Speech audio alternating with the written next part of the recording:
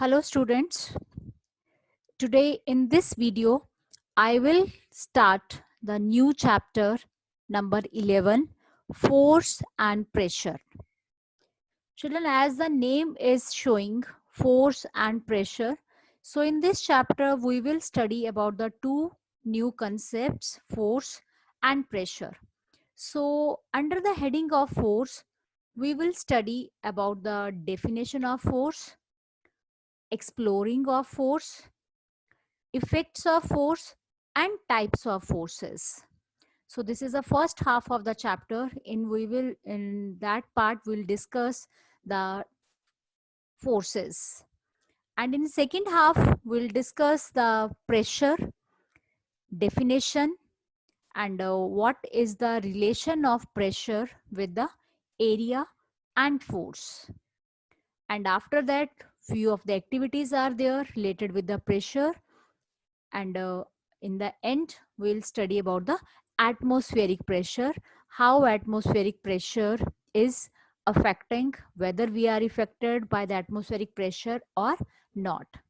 So we'll continue with the first of all force, that what do you mean by force, or what do you understand by the force. So children, it's very common word. Everybody has heard that what force is. So a simplest definition of force is that it is a pull or push on an object. Either if we have to apply a force, either we push it or either we pull it. So here, for an example, if an object has to be moved, either it has to be pushed or either it has to be pulled. So few of the examples are here. You can see in first example that person is pushing it. In second, he is pulling the very heavy load. Here also the horse is pulling, and here the person, if a child is playing, sometime he is pulling, pushing and pulling. So in all the figures you can see the force is said to be applied if there will be either a pull or either there will be a push. So this is a simplest definition of force. Next, we can say that forces are due to the interaction only. An interaction of an object on another object result in a force between the two objects.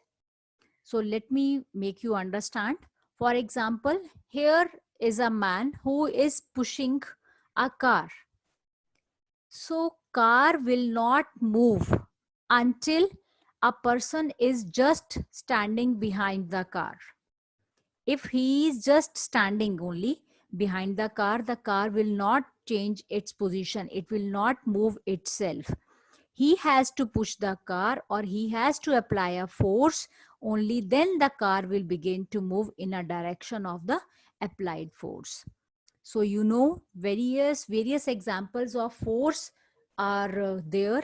It's very common thing is there. You apply a force. If you have to change the position of the table at your home, you are either pushing it or pulling it, or either you can lift. So whether lifting, you are also applying a force.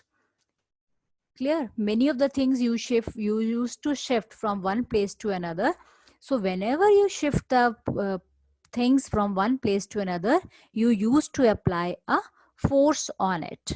Only then we can do it. Next, very interesting things about the force is that exploring force. What does it mean? Let's take two examples. In first example A, if two forces act on the body, here suppose I have taken any body, I have taken a box. If two forces, first force I had named it F1 and second force I had named it F2. So if these two forces are acting in the same direction, okay, the force are applied in the same direction. F1 is also here and F2 will also here. So the net force is the sum of two forces. I think I'm very, very clear. If the two forces are applied on any of the body or any of the cardboard or any of the box, then what will be the result? The result will be the sum of two forces. So the net force will be equal to F1 plus F2.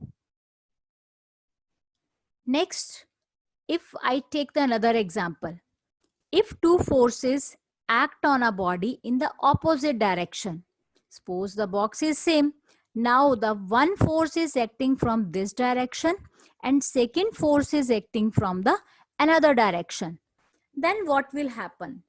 So the net force in that case, the net force जो resultant है आपका, that is a difference between the two forces. It's very, very important. If the two forces acting on a body in the opposite direction, then the net force is the difference between the two forces. Now you can say that in this case what we can say that in which direction the box will move, either in the direction of F1 or either in the direction of F2. So the effect on the object depend upon the net force acting on it. अगर हमें ये पता चल जाता है कौन सी force ज्यादा है कि F1 is more और F2 is more, only then we can say that box will, अगर आपकी F2 फोर्स ज्यादा है, the object will move in the direction in which the force applied is more. So I think it's clear the concept of force, that if we are applying a force on an object in the same direction, then the net force will be the sum of it.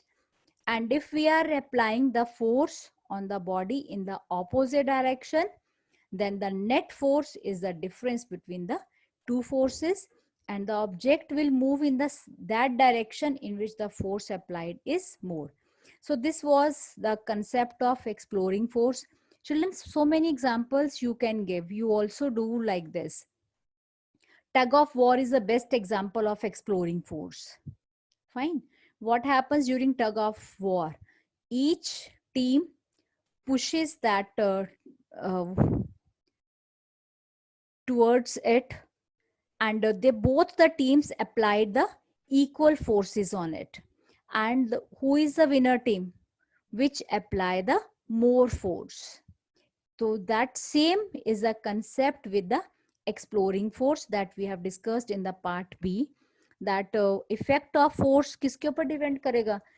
The person who is applying the more force. So this was a concept of exploring force. So I think it's very, very clear. And even when you people are fighting, when you are doing something, you have to apply a force. So simplest definition of force is it is a pull or push. And after that we have seen if without applying a force, the object cannot move from its place. And next thing we have discussed, that is the exploring force. How by applying a force we can change the direction of an object. Direction can be changed, and we can move the object in the desired direction. Thank you.